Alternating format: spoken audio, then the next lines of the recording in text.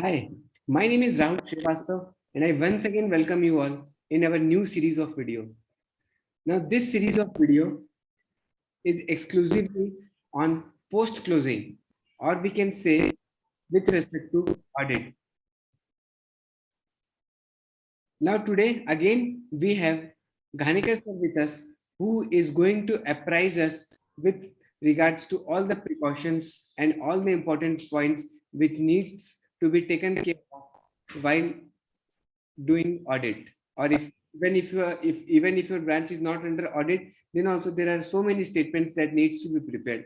And if your branch is under audit, then what other precautions you need to take care, that all we will be discussing on this particular video. But before starting our video, I would like to request all of you to subscribe our channel if not done yet, and also press the bell icon to get the latest update, because it helps us it gives us a kind of motivation to prepare new videos. Okay, so without any further delay, let's start our video. So welcome sir, welcome once again.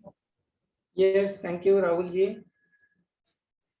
So So, friends, let us discuss regarding now. This is a very hot subject because from Monday onwards, or already from today itself, the audit has been started in most of the branches. और हमारे बहुत सारे managers ने या officers ने audit पहले attend भी किया है, उनको मालूम भी है. लेकिन बहुत सारे मैनेजर्स ऑफिसर्स ऐसे हैं, पर्टिकुलरली मैनेजर्स ऐसे हैं जो फर्स्ट टाइम ब्रांच मैनेजरशिप कर रहे हैं या फिर बहुत गैप के बाद मैनेजरशिप कर रहे हैं, तो बहुत सारे चेंजेस होते हैं. तो एक्चुअली जो अभी 2022 के लिए, मार्च 2022 के लिए जो लेटेस्ट सर्कुलर के इंस्ट्रक्शंस है, उसका जो जिस्ट है दैट वी विल डिस्कस. और उसमें जो मेजर थिंग्स जो उस सर्कुलर में बताए गए हैं, वो ही इतना ही मैं बताऊंगा. क्योंकि अभी आजकल क्या होता है कि सर्कुलर बड़ा रहता है, सर्कुलर पढ़ने के लिए टाइम नहीं है लोगों के पास, और प्रैक्टिकली है कि ब्रांच में बहुत प्रेशर है, टाइम नहीं है. तो और अभी तो मुझे तो यही एक, अब पर्टिकुलरली क्या है ये इसमें कि राहुल श्रीवास्तव जी का एक बहुत परसुएशन रहता है. वो बहुत दिन से मुझे बोल रहे थे कि हम ऑडिट पे करेंगे, क्लोजिंग पे करेंगे, लेकिन बन नहीं पा रहा था. तो for the benefit of all the viewers, we have come up again with this video on audit, which will be useful actually while you will be undertaking the audit. ठीक है, तो Rahul ji, first we will see the general instructions in nutshell.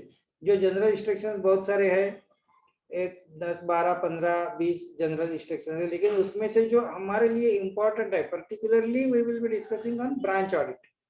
तो branch में first thing is that MOC, nil MOC.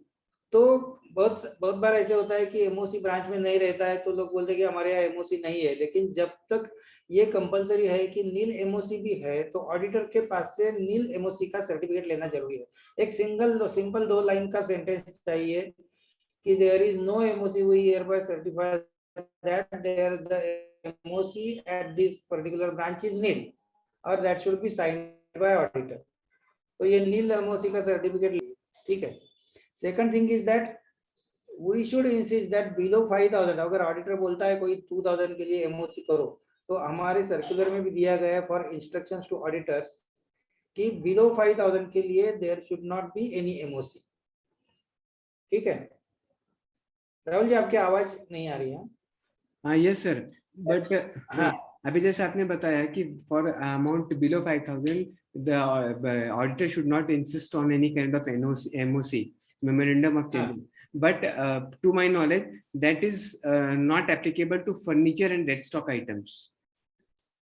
हाँ, that is not applicable to furniture, but actually क्या होता है ना कि देखो, ये जो है ना फर्नीचर एंड स्टॉक में हम लास्ट पैसे तक टैली करते हैं. That should B tallied with, actually अगर वो आगे आएगा आपका कि स्टॉक में क्या है कि depreciation should be tallied with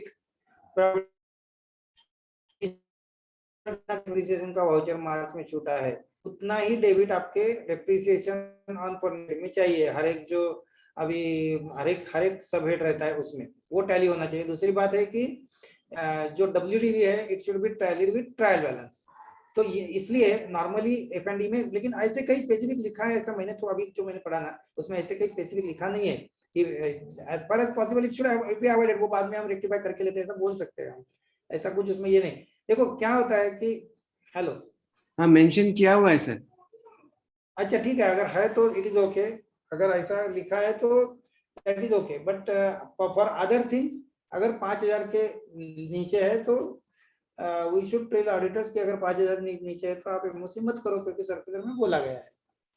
the next thing is that auditor का कुछ भी पेमेंट ब्रांच ने नहीं करना है, any payment is not to be done. जो कुछ ऑडिटर के एक्सपेंसेस हो गए, एक्सक्लूडिंग ऑफ कोर्स जो हम अभी खाने के लिए लेके जाते हैं, जो out of pocket sanitary charges को डालते हैं, that is a different thing, लेकिन ऑडिटर्स के फीस है या टीए बिल है या कुछ भी payment, that will B taken care bye either zonal office और हेड ऑफिस, ठीक है।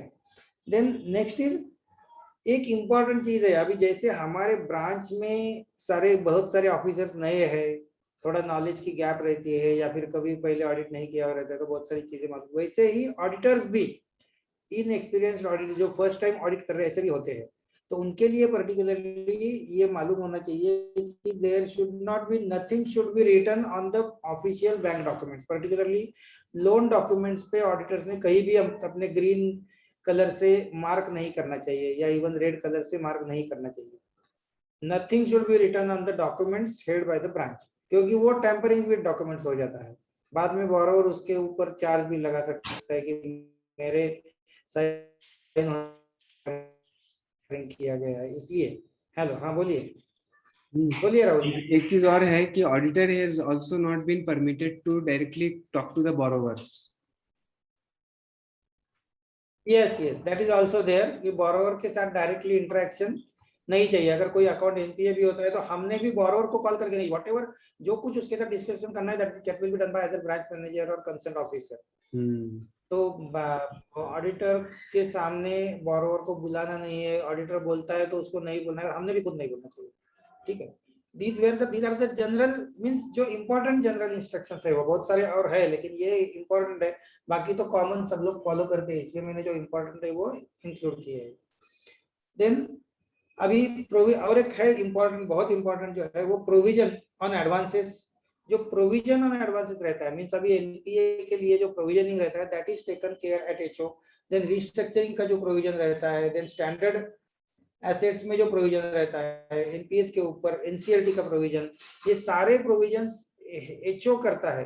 तो जब ये सारे प्रोविजन एचओ करता है तो कभी कभी ऑडिटर्स को भी, ये ऑडिटर भी पढ़ते नहीं है और उनको मालूम नहीं रहता है, तो वो रिस्ट्रक्चरिंग के प्रोविजन के बारे में पूछते हैं।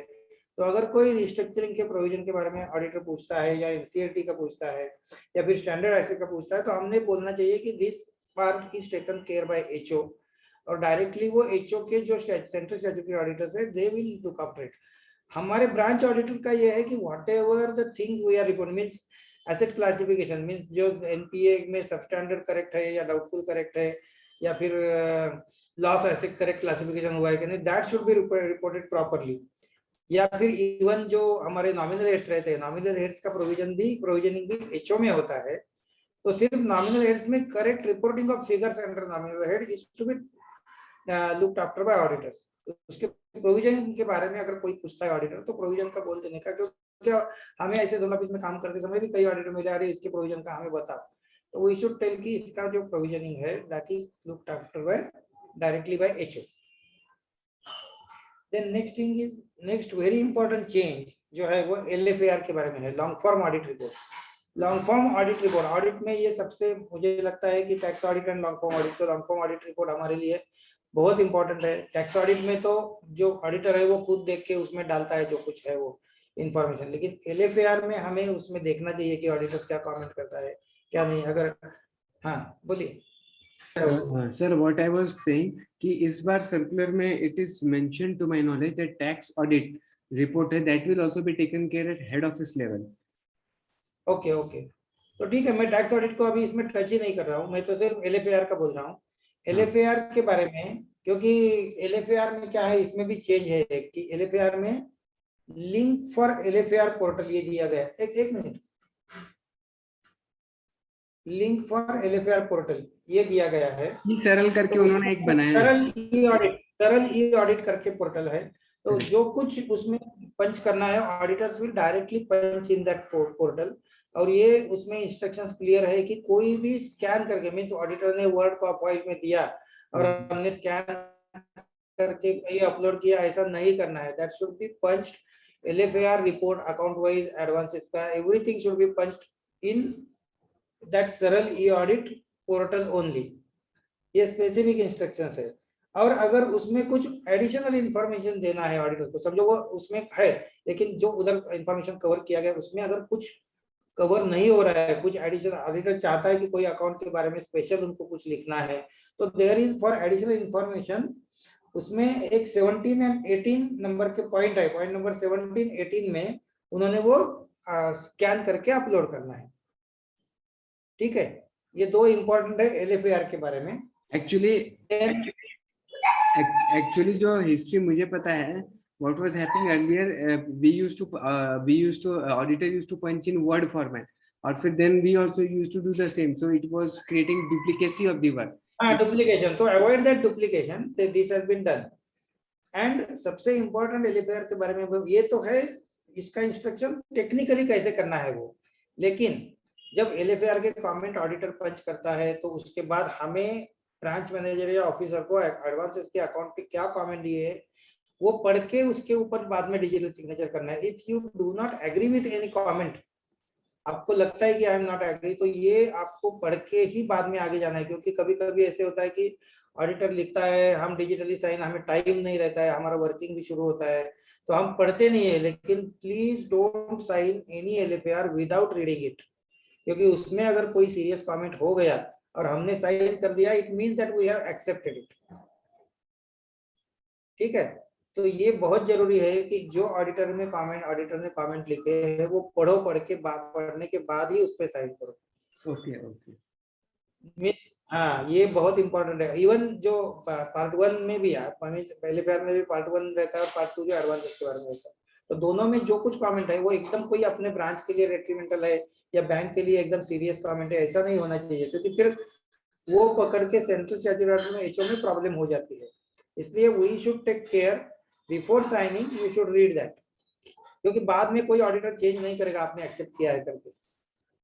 ठीक है, this is very important regarding LFAR. Then next is digitally signing of document. ये तो अभी बहुत लास्ट ईयर से ही ये शुरू हो गया है कि डिजिटली साइन करना है और कोई भी हार्ड कॉपी आपको ब्रांच नहीं भेजना पड़ता है, मींस डिजिटली साइन करके फिर पोर्टल में अपलोड करना पड़ता है। ये सबको मालूम है अभी, फिर भी मैं, हाँ बोलिए sir. Sir sorry to interrupt, but उसमें मुझे एक पॉइंट याद आया दैट आई वांटेड टू से कि branch managers have to make digital signature in all the soft copies, that is in PDF format, and then upload it on the software in ULC provided by head office. And apart from that, all the documents that would be signed, countersigned by auditors, that would be we would be specifically needing the UDIN number of that particular auditor. So that is also very important. Without UDN number, yes. Without Yes, UDIN yes. number, you they cannot upload it. Yes, मैं आगे point वाला है कि UDN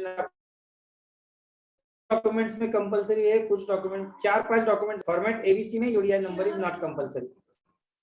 ठीक है, then next is off site audit. अभी जैसे corona के वक्त ऑफ साइट ऑडिट शुरू था, वैसे ही अभी ऑफ साइट ऑडिट ये भी इस बार भी अलाउड किया है, क्योंकि बहुत सारे ऑडिटर्स दूर से उनका ये रहता है, तो उनके लिए क्या है, they will ask for their nearest branch, जहाँ वो कन्वीनियंट है वो ब्रांच में जाके, मींस जो ब्रांच अंडर ऑडिट है उसने जो साइट दिया है उसमें ULC में डॉक्यूमेंट्स अपलोड करने हैं। डॉक्यूमेंट्स अपलोड करने के बाद ऑडिटर है वो उसको जो कन्वीनियंट ब्रांच है जो उसको अलॉट किया है उस ब्रांच में जाएगा। That branch will allow that auditor to access the ULC and check the documents, और इस तरह से ये आगे जाएगा।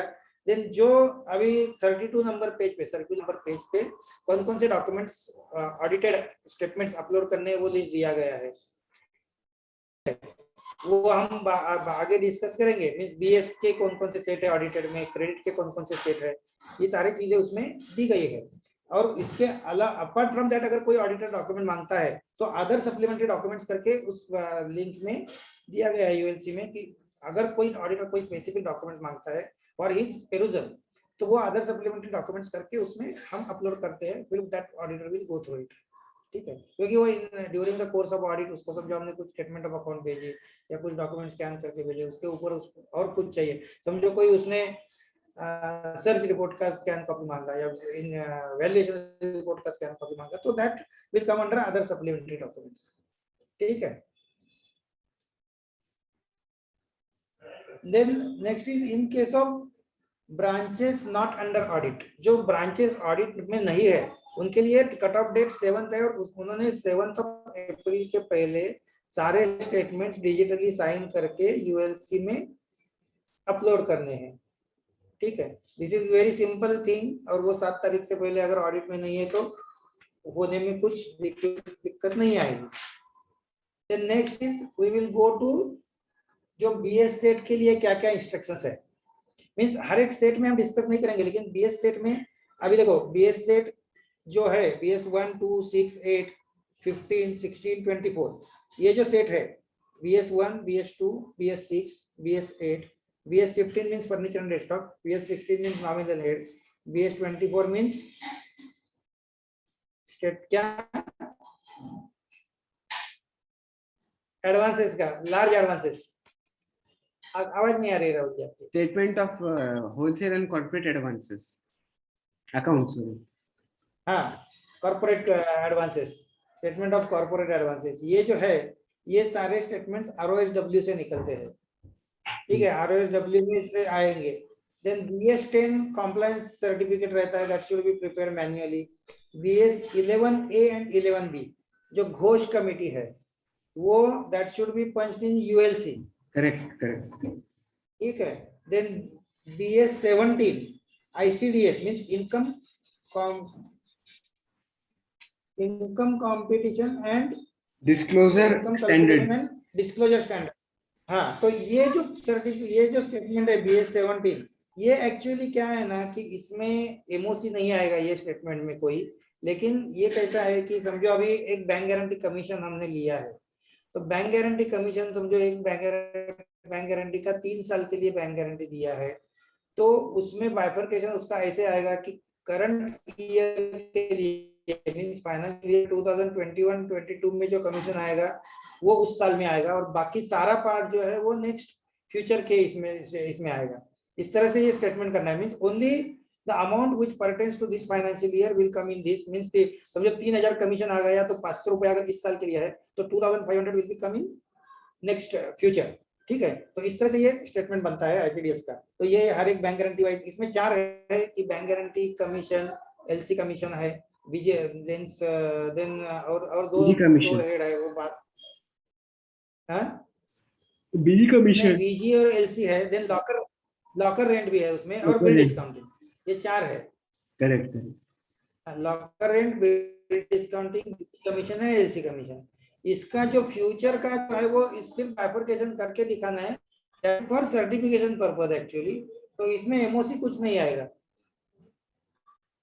Then next is BS 23 prior period income and expenditure. Prior period income and expenditure का मतलब है कि जो लास्ट ईयर के जो इनकम है जो हमने इस साल में प्रॉफिट एंड लॉस को डेबिट डाले हैं, करंट ईयर में प्रॉफिट एंड लॉस में डेबिट डाले हैं, वो हमें उसका भी बाइफरकेशन हमें देना पड़ता है।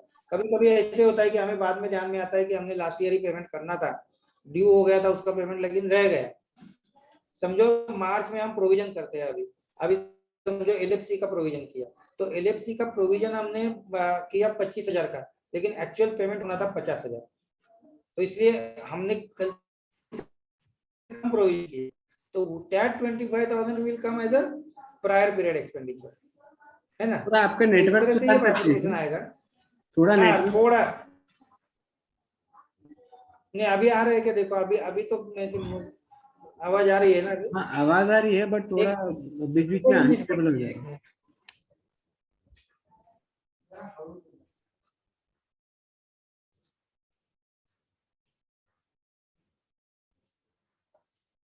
करके आया हूँ अभी मैं। उसके बाद आ रही है ना आवाज अभी? हाँ आ रही है। उसके बाद हाँ, BS 29 एंड BS 30। हाँ, BS 29 जो है वो पेनल्टी इम्पोज्ड ऑन बैंक्स। तो करेक्ट। ये नॉर्मली क्या है कि उस ब्रांच को मालूम रहता है कि अपने ब्रांच में कोई पेनल्टी इम्पोज कौन सी ब्रांच की वजह से, तो दैट ब्रांच शुड इंक्लूड। और इसमें भी यूएलसी में प्रोविजन है ये इस स्टेटमेंट के लिए भी, यूएलसी में पंच करना है और फिर उसका प्रिंट आउट निकालना है। देन BS 30 TDS प्रोविजन ये मैन्युअली बनाना है। ठीक है, ये हो गई BS सेट की। और BS सेट में सबसे इंपॉर्टेंट जो है 24, मुझे लगता है BS 24 पे Rahul ji will be in a better position to tell. नहीं, मैं बोलता हूँ फिर भी, ये जो स्टेटमेंट है ना, ये एक्चुअली उसमें जो इंटरेस्ट फिगर्स रहते हैं वो फेच होते हैं डायरेक्टली सिस्टम में, जो HO से अपलोड हो जाते हैं डायरेक्टली। लेकिन जो नॉन फंड के फिगर्स है, नॉन फंड के फिगर्स हमें एक्चुअल जो नॉन फंड के जो रिपोर्ट्स रहते हैं, रिपोर्ट से निकाल के क्वार्टरली देख के उसमें हर एक अकाउंट में डालने पड़ते हैं। एंड दैट हमारे जो एक ऑडिटर थे पुणे CP2 में, उन्होंने जो जिस तरह से किया था, तो we can also tally that statement with trial balance. Means outstanding balance अगर समझो आपके इसमें 5 करोड़ से, this statement is particularly for advances above 5 crore. Mainly ये है कि अगर जहां एडवांसेस अबव 5 करोड़ वो सारे अकाउंट्स इसमें इंक्लूड हो जाते हैं। करेक्ट है ना राहुल जी? तो इसमें अपने आपके ब्रांच के जितने 5 करोड़ वाले से अबव वाले है उसका आप ब्लू स्टेटमेंट से सॉर्ट आउट कर सकते हो फिल्टर लगा के, और फिर आपकी उसकी टोटल कितनी आनी चाहिए, और फिर आपका जो स्टेटमेंट बनेगा उसकी टोटल और आपके ब्लू स्टेटमेंट की टोटल अगर मैच करोगे तो कोई अकाउंट आपके यहाँ से मिस नहीं हुआ, ये कंफर्म हो जाएगा। That will be the check point for this is most important. और फिर एक बार आपके सारे अकाउंट कंफर्म हो गए कि कितने सारे अकाउंट हमने कवर किए, तो फिर एक एक कॉलम में उसके सारे आपको PL में उसका LC कमीशन रहता है, BG कमीशन रहता है, या फिर other commission, other charges recover किए हुए रहते हैं, वो सारे उसमें डालने पड़ते हैं, प्रोसेसिंग फीस है, और ये सारा डाल के ये कंप्लीट होता है BS 24 का स्टेटमेंट। ठीक है, पार्ट जो उसका जो पहला पार्ट है that is taken care by the system itself.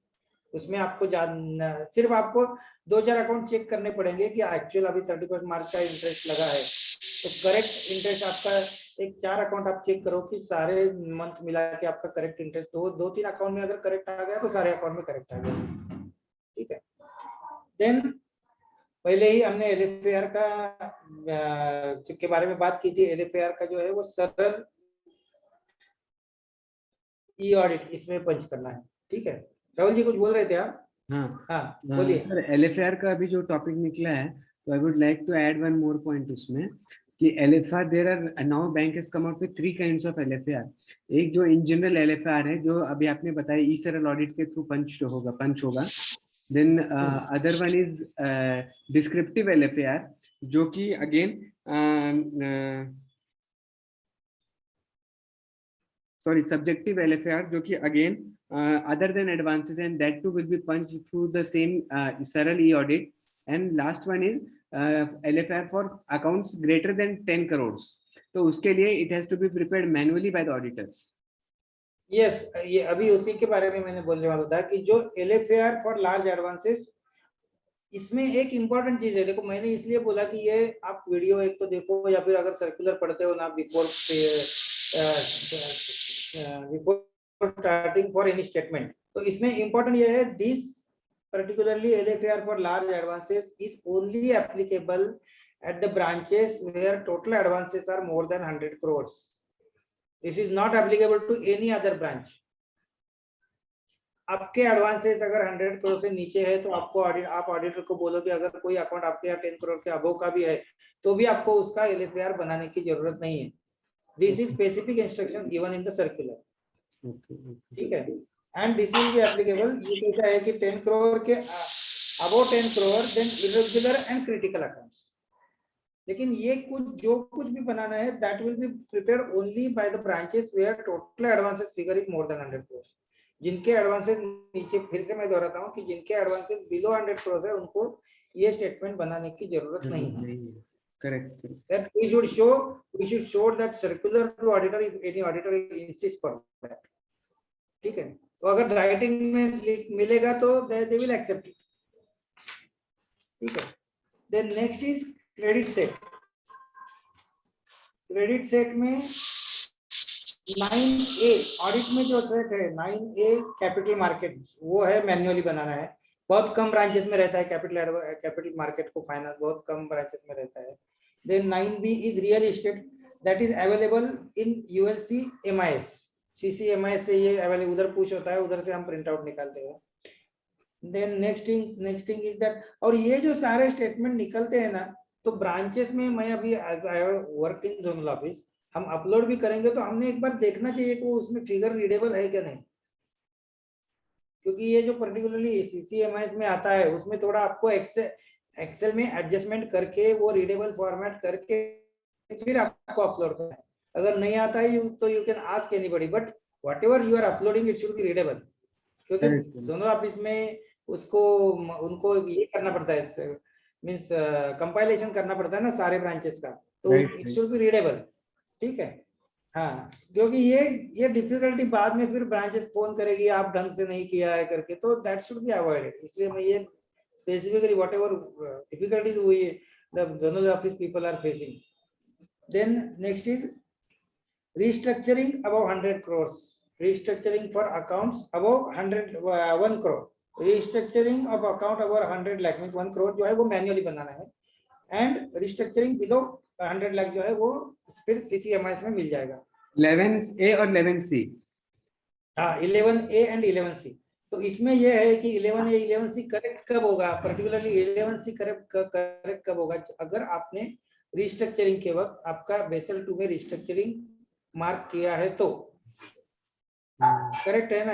वो कौन से अकाउंट पिकअप करेगा, जो 11C बेसल 2 में रिस्ट्रक्चर मार्क किया है उतने ही अकाउंट आपके दिखेंगे। तो इसलिए ये इंपॉर्टेंट तब बनता है जब जोनल ऑफिस से या HO से इंस्ट्रक्शंस आता है कि आप बेसल 2 में मार्क करो while restructuring, तो this statement becomes correctness of this statement depends on that original punching। ठीक है।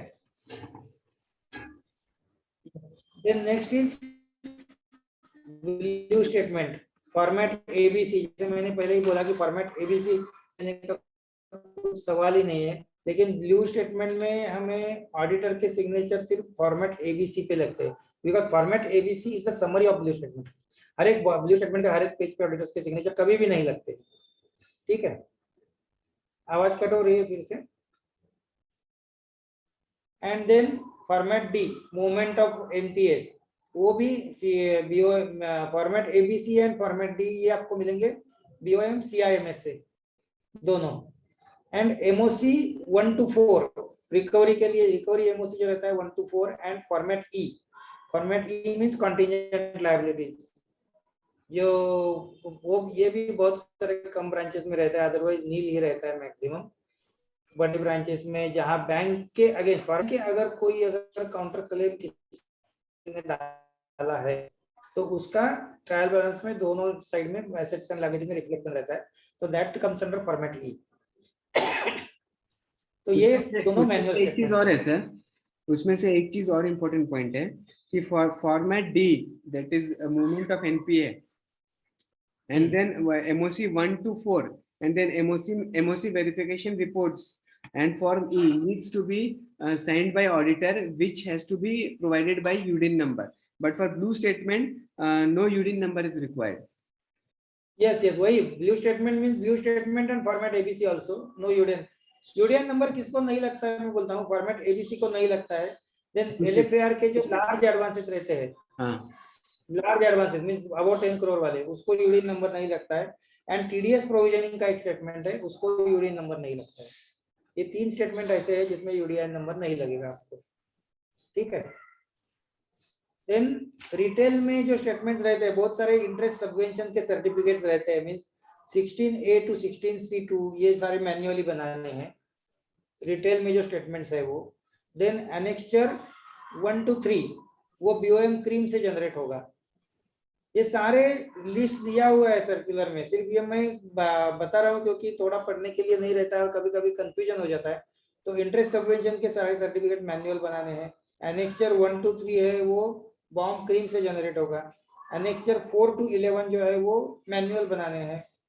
देन एनेक्चर 12 to 15 जो है वो PMAY का है, प्राइम मिनिस्टर आवास योजना। ये भी यूएलसी पोर्टल PMAY का जो पोर्टल है उसमें से निकलेंगे। एनेक्चर 12 to 15 एंड एनेक्चर 16 जो है rate of interest verification for advances above 1 crore, that will B manual. ठीक है, और जो ये भी हो गया। रिपोर्ट्स हमें मैन्युअली बनाना है, that will be provided through mail admin. Yes, then next is unhedged foreign currency. Unhedged foreign currency ये बहुत इंपॉर्टेंट, ये इसमें ऑडिट में सबसे लास्ट तक चलने वाला स्टेटमेंट है, हम देखते हैं जोनल ऑफिस में। क्योंकि ये अनहेज्ड फॉरेन करेंसी का क्या है, जितने आपके 10 करोड़ या ऊपर वाले एडवांसेस है ब्रांच में, उन सारे एडवांसेस से क्वार्टरली हमें डिक्लेरेशन लेना पड़ता है कि उनका जो है वो हेजिंग किया हुआ है, और जिसके लिए हेजिंग नहीं किया हुआ है फॉरेन करेंसी का, वो unhedged foreign currency that company should give us in writing, जो हमारा फॉर्मेट है उसमें कि हेजिंग हुआ है नहीं हुआ है, और वो उसका जो कंपाइलेशन है वो जोनल ऑफिस के लेवल पे होता है। लेकिन कंपनीज की तरफ से भी वो उनका कंपाइलेशन होने में लेट होता है, तो बहुत बार ऐसे होता है कि 10-15 तारीख तक हमारा जोन का ऑडिट चलता है, और 10-15 तारीख तक वो कंपनी से ही जोनल ऑफिस को नहीं आता है। तो इसमें एक चीज ऐसी है कि there is one provision in this statement unhedged foreign currency में कि जो 3-4 क्वार्टर्स रहते, 4 क्वार्टर्स में एक बार ही ऐसे है कि that should B audited, means जो कंपनी के तरफ से आएगा वो एक ऑडिटेड स्टेटमेंट आपके समझो सितंबर में आया है या दिसंबर में आया है तो चलेगा। अभी मार्च में उसका ऑडिटेड स्टेटमेंट तक वेट करने की जरूरत नहीं है, अगर आपने पहले ही दिसंबर में ऑडिटेड लिया है तो नॉर्मली क्या होता है, कंपनी बोलते नहीं मेरा भी ऑडिटेड नहीं हुआ इसलिए मैं नहीं बेचता हूँ, तो उनके पास से अनऑडिटेड भी मांग के लिया तो चलता है। We want the declaration from company itself, इसलिए ये जरूरी है। ठीक है, then format B disclosure of restructuring under कोविड-19, तो ये भी स्टेटमेंट मैन्युअल करना है। डिस्क्लोजर ऑफ रिस्ट्रक्चरिंग कोविड-19 के अंडर जो हमने रिस्ट्रक्चरिंग की है उसका एक डिक्लेरेशन है, वो हमें मैन्युअल करना पड़ता है। ठीक है, देन अभी थोड़ा लास्ट के इसमें आ गए हम, स्टेटमेंट्स का टाइम शेड्यूल क्या है। तो नॉर्मली ऑडिट तो अभी तक बहुत सारे ब्रांचेस में शुरू हो गए। हाँ बोलिए सर। सर एक और रह गया था आई गेस, वो statements not under audit but to be signed and submitted by branch managers, credit sets जो होता है 2A हाँ 2B ये 2C। हाँ वो भी है, 2A 2B होता है, और कुछ आरओ सेट्स भी होते हैं। हाँ। तो वो नॉर्मली क्या है ना कि वो अभी हम ऑडिट का बोल रहे हैं इसलिए मैंने तो थोड़ा वो स्किप किया था, लेकिन वो भी स्टेटमेंट्स आपको भेजने ही है। मींस सर मैं एक बार बता दूं। हाँ हाँ बोलिए ना। So credit set 2A 2B 2C which is known as LC BG or deferred payment guarantee revoked or invoked, that, and credit set 8 which is non-fund business, credit set 10A and 10B which is known as consortium accounts, and then credit set 17A which is referred to as statement of takeover accounts. All these credit sets has to be prepared manually and the format of the statement will be provided through mail admin. Okay, now next comes BS3. BS3 is nothing but additional information of office account. Now BS3 ZS10 which is statement of stationery on hand, ZO13 which is statement of suit filed and decreed accounts, ZO13A and ZO15 comparative statement on operating expenses, and ZO29 which is provision for interest on overdue deposits. These all statements has also to be submitted, but important point to be noted is that apart from BS3 all the statements has to be prepared manually and the format will be provided through mail admin. Only and only BS3 will be generated from rows under ULC. Yes sir, I hope it is clear to yes. everyone. हाँ yes yes, और अभी जैसे राहुल जी ने बताया है वो भी important है, जो अनऑडिटेड सेट्स है वो भी टाइम पे भेजना जरूरी है, क्योंकि उसमें भी कभी कभी कुछ ऑडिटर्स वो भी इवन चेक करते हैं, अगर सर्टिफाई भी नहीं करना है तो कुछ उनसे इंफॉर्मेशन के लिए वो लेते हैं, उसमें कुछ कमेंट डाल सकते हैं वो जनरल कमेंट्स में। Then next is advances MOC. अभी एमओसी का जो है, एमओसी में हमें मालूम है कि दो रहते हैं, कि एक तो व्हाइट एमओसी है और एक जो है वो एडवांसेस का एमओसी रहता है। तो व्हाइट एमओसी मीन्स क्या है, जहां आपका impact profit and loss and trial balance पे आता है, वहां that is called as white MOC. तो इवन अगर कोई एडवांसेस का एमओसी ब्रांच पे हो गया है, लेकिन उसका जो मींस एसेट क्लासिफिकेशन के लिए जो कुछ पंचिंग करना है that will be taken, means कोई अकाउंट ये हो गया या सबस्टैंडर्ड से उनको डाउटफुल दिखाना है या डाउटफुल से लॉस दिखाना है, इस तरह के जो एडवांसेस के एमओसी है that will be punched at zonal office. But advances का कोई अगर इम्पैक्ट ट्रायल बैलेंस पे एंड प्रॉफिट एंड लॉस पे आ रहा है तो उसके लिए आपको यूएलसी में जो एमओसी का है उसमें उसका पंचिंग भी करना है। जो मींस अभी समझो कोई एनपीए अकाउंट हो गया, स्टैंडर्ड था लेकिन एनपीए हो गया, तो उसका इंटरेस्ट रिवर्सल है, तो उसका इम्पैक्ट तो आपके प्रॉफिट एंड लॉस पे आएगा ना। राहुल जी ध्यान में आया कि समझो एक 10,000 का आपको एनपीए हो गया तो आपको 10,000 का इंटरेस्ट रिवर्सल करना है, तो फिर उसका आपके ट्रायल बैलेंस पे इफेक्ट आएगा, प्रॉफिट एंड लॉस पे इफेक्ट आएगा। तो that should B taken care. वो आपका यूएलसी का जो व्हाइट एमओसी है उसमें वो आपको दिखाना चाहिए। मीन समझो अदर प्रायोरिटी एडवांस है, अदर प्रायोरिटी के हेड में हेड आपका एडवांसेस का रिवर्सल के कारण कम हो जाएगा और प्रॉफिट एंड लॉस भी आपका उधर साइड में कम हो जाएगा। करेक्ट है ना, क्योंकि प्रॉफिट में which means it is impacting the PL and GL of heads of the हाँ, branch. तो वो आपको ब्रांच लेवल पे पंच करना है, और बाकी जो एसेट क्लासिफिकेशन के लिए जो करना है या प्रोविजन के लिए करना है MOC related that will be done at ZO. Zonal office. लेकिन जो एमओसी के जो स्टेटमेंट्स रहते हैं 1 to 6 1 to 4 6 जो स्टेटमेंट्स रहते हैं एमओसी के, वो सारे भर के फिलअप करके उसके ऊपर ऑडिटर का सिग्नेचर लेके हमें उधर जोनल ऑफिस को भेजने हैं, then that zonal office will be able to punch it. ठीक है।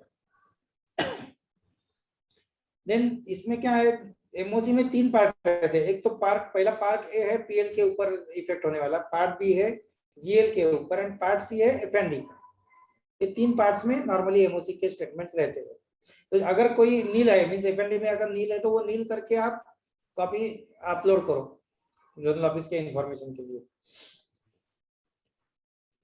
देन एफएनडी में पहले जैसे हमने डिस्कस किया, फिर से मैं दोहराता हूं कि closing WDV should tally with trial balance and depreciation should tally with profit and loss. ये बहुत इंपॉर्टेंट है। बार बार मैं क्यों बताता हूँ, क्योंकि बार बार मैं ये बताता हूँ कि जो एमओसी होने वाले पार्ट है ना, एक तो एडवांसेस का पार्ट रहता है, एडवांसेस में एमओसी रहते हैं, और पार्ट 1 में maximum MOC are under F&D, इसलिए इसके ऊपर थोड़ा ज्यादा ध्यान रखना जरूरी है। ठीक है। अभी ये दैट वाज, अभी इसमें सबसे इम्पोर्टेंट, अभी इतना सब बोलने के बाद या फिर आपने खुद सर्कुलर भी पढ़ लिया तो भी कभी कभी ऐसे होता है कि आपको कुछ डाउट्स रहते हैं, zonal office officers are there, लेकिन फिर भी मैं बोलता हूँ कि I would request you to write down my mobile number. My mobile number is 9423012491। और कुछ भी ऑडिट के बारे में किसी को कुछ भी डाउट है तो you can call me at any time, दिन में या रात भी हो गया, लेट भी हो गया तो भी आप मुझे कॉल कर सकते हो, क्योंकि मुझे मालूम है ऑडिट के लिए लेट तक भी बैठना पड़ता है। Please feel free to contact me at any time. You can send me, ask me on my WhatsApp also. This is also my WhatsApp number. So कुछ भी अगर डिफिकल्टी है on any point in the audit, you can anytime contact me, or you can contact me through Rahul ji, उनके पास तो मेरा number है ही। ठीक है Rahul ji. And whatever we are doing this is hats off to particularly Rahul ji. He is pursuing me for preparing this video for the benefit of all the officer community irrespective of any union. That I want to underline. Irrespective of any union, ये जो उनके दिमाग में है कि नहीं मेरे सारे ऑफिसर भाइयों को इसका फायदा होना चाहिए, for the sole purpose we are doing it. And I wish all the branches and Bank of Maharashtra for the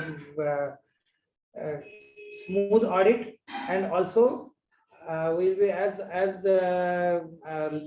since last 3 years, 2 to 3 years, we are getting good results. So this year also I am sure we will be getting good results for Bank of Maharashtra. Thank you. Sir thank you so much कि आपने इतना कुछ मतलब officers के लिए आपने एक प्रकार से हेल्पलाइन चालू कर दिया है up till audit 24/7 for availability. But इसके अलावा ना कुछ चीजें जो मैं हाईलाइट करना चाहूंगा, जैसा एक छूट गया हमारा कि द ऑडिट, जैसा आप बोल रहे थे अभी कि जो कंप्लीशन पीरियड है for branches it has to be completed maximum up till 8th, and for zonal office it has Yes. to be completed maximum up till 16th of April.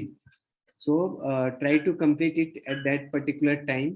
And also one important thing is that कि sir अभी तो these all were the things that are into the circular, and because I will tell you honestly, I started early in the morning. By 9:30 I started reading this circular of 134 pages, but I finally completed it by 4:30 5 o'clock. उसमें भी कुछ बहुत सारी चीजें मैंने छोड़ दिया, like FND and all those things. So although it is cumbersome to read, it is time consuming to read this circular, but it is my personal humble request to all the officers to read this circular before starting off your audit. It will help you a lot, because all the helpline, all the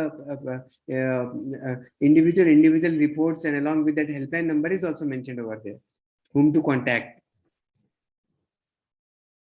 Yes sir.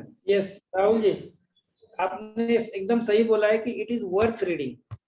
क्या है ना कि कोई भी ऐसे circular रहते हैं ना क्लोजिंग के, तो मुझे क्या लगता है जो फर्स्ट टाइम ऑडिट कर रहे हैं या अभी अभी तक किसी ने अगर पूरा सर्कुलर नहीं पढ़ा है, तो एक बार 1 साल आपने ऑडिट का सर्कुलर ढंग से पढ़ लिया, एक बार आपने कोई भी बड़ा मींस लेंडिंग पॉलिसी ढंग से पढ़ लिया ना, तो उसके बाद आपको बार बार पूरा नहीं पढ़ना पड़ता है। आपने एक बार पढ़ के काम कर लिया ना तो ज्यादा दिमाग में रहता है। ये ऐसे ये बहुत आपने अच्छा पॉइंट किया कि it takes time to read, but it is very important कि हमने वो रीड करना चाहिए। ठीक है सर, अब एक चीज मुझे पूछना है। अभी these all things that we have discussed is all right, but being a branch manager, suppose I'm doing branch managership for the first time, and I'm very young, and I have never handled any auditor before.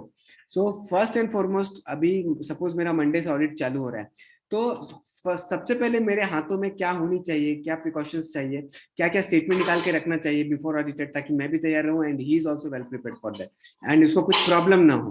तो please उसके बारे में थोड़ा बताइए। हाँ नहीं, देखिए क्या होता है ना कि ऑडिटर जब तक आते हैं, समझो अभी 1 तारीख को ऑडिटर आए हैं बहुत सारे ब्रांचेस में, या भी कल भी आते हैं, आपको किसी ने कल फोन करके बताया कल ऑडिटर आएंगे, तो कल आपके पास कोई भी स्टेटमेंट्स नहीं है। ठीक है, और नॉर्मली कोई भी ऑडिट में ना मेन थिंग रहता है एडवांसेस पार्ट। तो आपको आपके सामने आपका सैंक्शन रजिस्टर ऑडिटर के हाथ में थमा दो पहले आने के बाद, सर ये हमारा सैंक्शन रजिस्टर है, और वो सैंक्शन रजिस्टर से आपको डॉक्यूमेंट निकाल के देंगे कौन से देखने हैं, वो आप डॉक्यूमेंट उसके। दूसरा है लेटेस्ट इंस्पेक्शन रिपोर्ट आपके पास होना चाहिए एनडी। फिर ऑडिटर आपके यहाँ आने से पहले आपका latest inspection report, then latest आपका कंकरेंट ऑडिट रिपोर्ट, और भी कोई अगर ऑडिट, जितने भी ऑडिट आपके साल में हुए वो अगर आपके हाथ में सामने रखते हो और आप उनके सामने देते हो ना, तो वो क्या होता है कि वो उसमें बिजी हो जाते हैं पढ़ने में immediately, and they will not trouble you कि आप ये दे दो वो दे दो। अब उनके लिए कुछ ना कुछ मटेरियल स्टार्ट करने के लिए इमीडिएट होना चाहिए, तो so that they will not trouble you.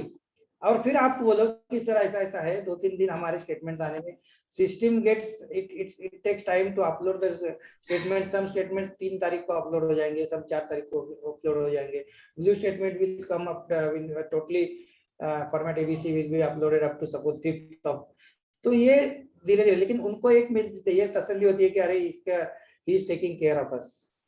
ये बहुत इंपॉर्टेंट है। और किसी भी चीज में एक मैं बोलूंगा कि कोई कभी कभी कोई आदमी कैसे मिलेगा पता नहीं, कोई भी कभी कभी एकदम स्ट्रांग होते हैं ऑडिटर, बहुत परसुएसिव होते हैं कि नहीं मुझे अभी चाहिए ऐसा, तो पैनिक मत करो, पैनिक होने की जरूरत नहीं है। उनको बोलने का कि देखो जो मेरे हाथ में है आई विल इमीडिएटली प्रोवाइड, जो सिस्टम में नहीं आया है उसके लिए आई एम टेलिंग यू कि ये सिस्टम में अभी तक नहीं आया है, आने के बाद मैं इमीडिएटली आपको दे दूंगा। उनके साथ झगड़ा करने की या गुस्सा होने की या फिर ये ऑडिटर ऐसा है ऐसे कुछ करने की जरूरत नहीं है। पैनिक नहीं होते हैं ना तो आराम से सब कुछ निकल जाता है। लेकिन ये जो 2-3 चीजें मैंने बताई कि इनकम, आपका latest inspection report, latest concurrent audit reports, then और कोई अगर ऑडिट है तो, एंड एडवांसेस का आपका सैंक्शन रजिस्टर, तो ये आपने उनके पास दे दिया ना, तो आगे का उनका काम शुरू हो जाता है। Okay okay.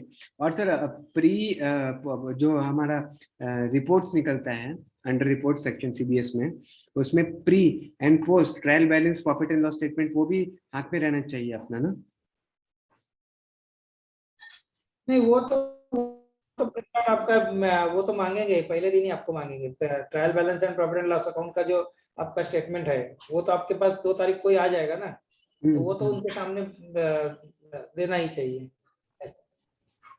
वो तो क्या है, दैट इज मींस इम्प्लाइड कि वो आएगा, लेकिन अपार्ट फ्रॉम दैट जो कुछ वो तो मांगते रहेंगे कुछ ना कुछ, लेकिन वो जहाँ जो हमारे पास अवेलेबल है वो इमीडिएटली आप दे दो, और फिर जहाँ जो नहीं आने अभी तक नहीं आए वो स्टेटमेंट या लेट आने वाले हैं, उनके लिए उनको बताओ कि 4 तारीख को आएगा, 5 तारीख को आएगा, इस तरह से, ठीक है। और एक और मैंने प्रिपेयर करा है जो थोड़ा सा एक टाइम लूंगा एक बताने के लिए, जो इम्पोर्टेंट है। I think everybody should see this before starting. मैं कोशिश करता हूँ मुझे मिलेगा तो टेल, हाँ शायद मुझे मिला है। 1-2 मिनट सर। हाँ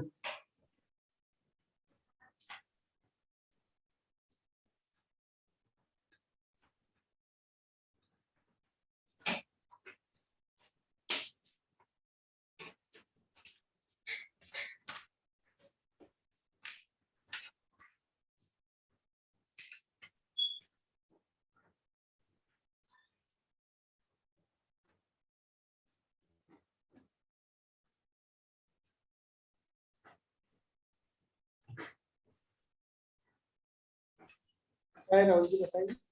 हाँ 1-2 मिनट बस। I am just looking for that particular. हाँ वेट।